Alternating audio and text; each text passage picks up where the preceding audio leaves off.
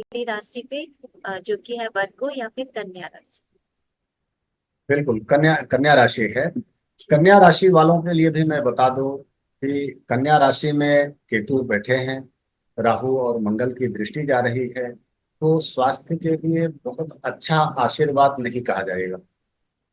क्योंकि जो शुभ ग्रह होते हैं, शुभ दृष्टि दें या शुभ स्थिति उत्पन्न करें, उससे हमारे स्वास्थ्य में जिस विषय में भी वो तत्त ग्रह दृष्टिपात करते हैं या स्थिति निर्धारित करते हैं, तो शुभ या अशुभ परिणाम ग्रहों के अनुसार हमें प्राप्त होता है।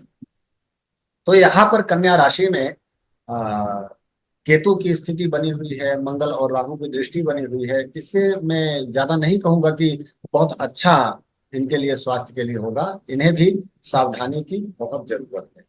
किसी भी गुप्त रोग से ये पीड़ित हो सकते हैं, तो इन्हें वहां सावधान रहना चाहिए और उसका उपचार सावधानी करना चाहिए। इसमें लापरवाही बिल्कुल नहीं चलेगी, नहीं तो मुश्किलें बढ़ सकती है।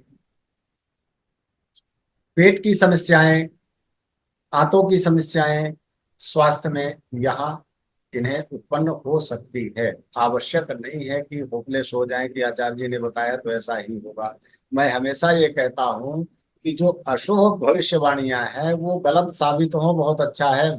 मुझे लोग कहें "हाँ, आचार्य जी ने गलत कहा, ठीक है, स्वीकार है"। जो शुभ भविष्यवाणियां हैं वो सफल होती रहे, अच्छा रहे। और हमारे प्रारब्ध और हमारे कर्मों के ऊपर भी डिपेंड करता है। बिल्कुल बिल्कुल सुजाता जी, बिल्कुल करता है। मैं हमेशा यही चाहता हूं कि सर्वे भवन्तु सुखिनः, सर्वे सन्तु निरामया, सभी निरोगी रहे। लेकिन ग्रहों की जो चाल है उसके विषय में भी जानना बहुत आवश्यक है, जिससे कि हम सावधान हो जाएं। जी। आवश्यक नहीं कि ये बीमारियां आने वाली हैं, ये आ सकती हैं, उसके प्रति हम जागरूक रहें। ठीक है।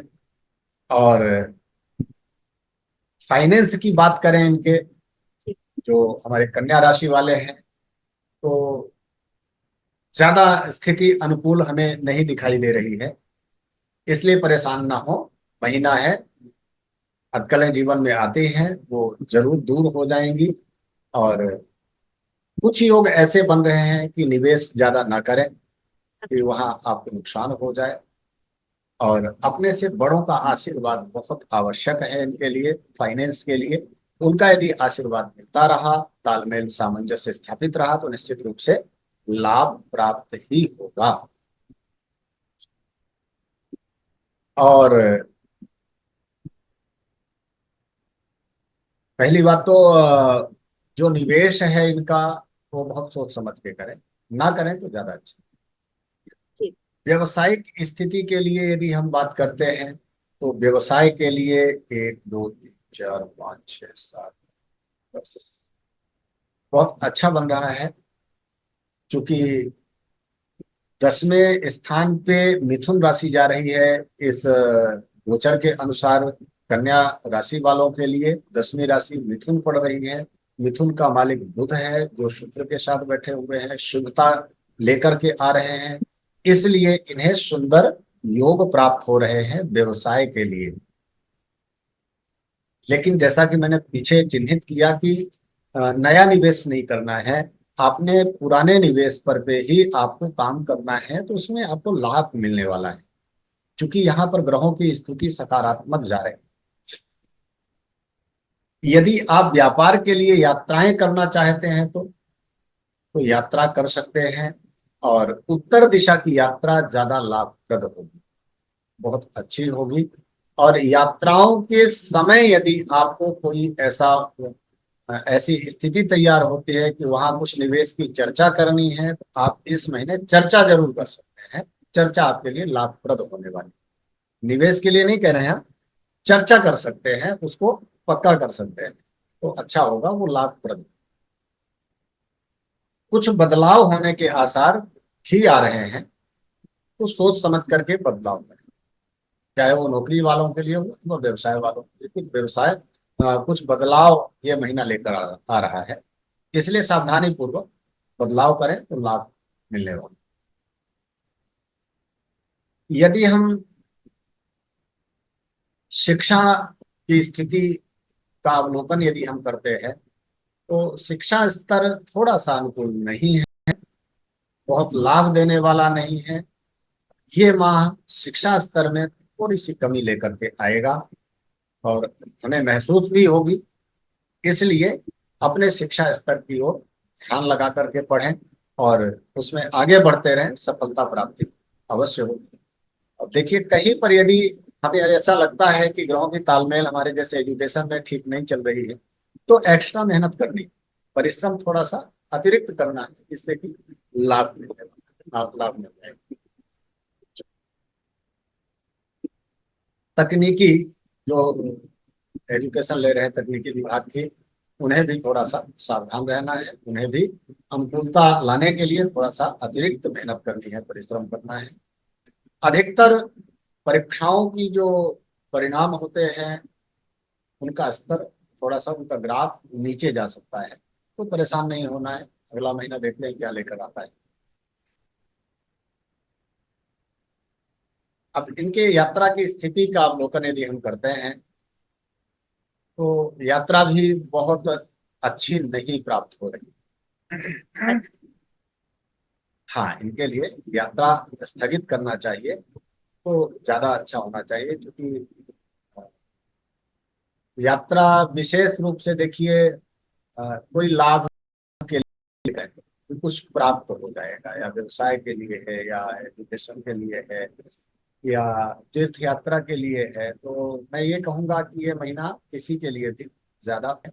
इसलिए यात्राएं स्थगित करें तो ज्यादा अच्छा।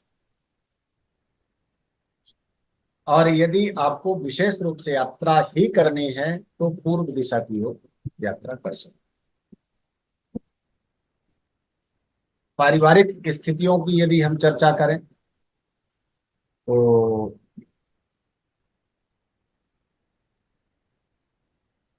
हाँ, मैं देख पा रहा हूँ गोचर ग्रह में कन्या राशि से जो कर्क राशि है वो 11वीं जा रही है, वो इनकम है।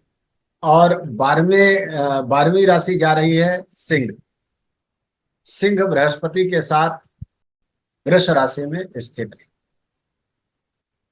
तो यहाँ पर ये जो तालमेल योग बन रहा है, इसमें इनका आय से ज्यादा व्यय होने के आसार बनते हैं। इसका मतलब है कि जो कन्या राशि वाले हैं, थोड़ा सोच समझ करके खर्च करें, खर्च ज्यादा हो सकते हैं। इसके लिए आप योजनाबद्ध तरीके से कार्य कर सकते हैं, जिससे कि हमारा खर्च कम हो। हाँ, पारिवारिक स्थिति की बात कर रहे हैं, पारिवारिक स्थिति में ही इनका व्यय अधिक होने के आसार बन रहे हैं। और ऐसे ऐसे भी योग कुछ बन रहे हैं कि कर्ज भी हो सकता है, आपको लोन लेने पड़ सकते हैं। इसलिए थोड़ा सावधानी पूर्वक योजनाबद्ध तरीके से परिवार को अपने देखभाल करें, अच्छा। बच्चों की यदि हम बात करते हैं, तो इस महीने में मिला जुला फल शुभ और अशुभ दोनों प्रकार से है। इसलिए इसको हम कहते हैं न्यूट्रल स्थिति। ना तो बहुत ऊपर है, ना तो बहुत नीचे है, इसलिए घबराने की आवश्यकता ही नहीं है। और मेहनत करते रहें। अब जैसे दो प्रतिद्वंदी दौड़ में भाग ले रहे हैं, तो दोनों ही बराबर जाने वाले हैं। ऐसा नहीं कि एक आगे जाएगा एक पीछे जाएगा, वो बराबर जाने वाले हैं, बराबर का हिस्सा है। आगे बढ़ने के लिए थोड़ा सा अतिरिक्त परिश्रम करना होगा बच्चों को। ये कन्या राशि वालों के लिए उत्तम जो फलादेश है, ज्योतिषी विचार हैं, वो आपने सुने हैं। और इसमें हम उपाय की बात करते हैं। यदि कुछ उपाय हम कर सकते हैं तो बहुत अच्छा होगा। जैसा कि मैंने बताया कि मंगल, राहु और केतु, ये तीन ग्रह इस राशि को प्रभावित कर रहे हैं। तो हमें इन्हीं से संबंधित देवी देवताओं की उपासना करनी चाहिए। जैसा कि राहु की दृष्टि को अनुकूल हम बनाने के लिए माँ दुर्गा की शरण लें, दुर्गा चालीसा का पाठ करें, बहुत अच्छा होगा। केतु को अनुकूल करने के लिए गणपति की शरण में जाएं, भगवान गणेश जी को दूर्वांकुर चढ़ाएं, जैसा कि कल मैंने बताया था। गणेश जी की आराधना करें, 8 दूर्वा लेकर के ओम गंग गणपतये नमः इस मंत्र का जप करते हुए एक एक दूर्वान को गणेश जी में चढ़ाएं, तो केतु अनुकूल हो जाएगा।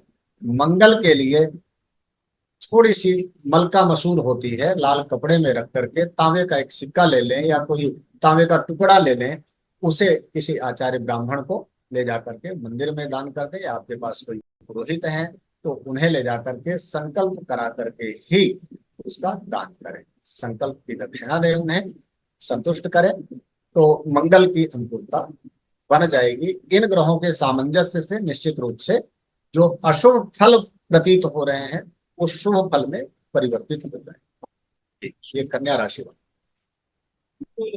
कन्या राशि का भी हमने उपाय देख लिया।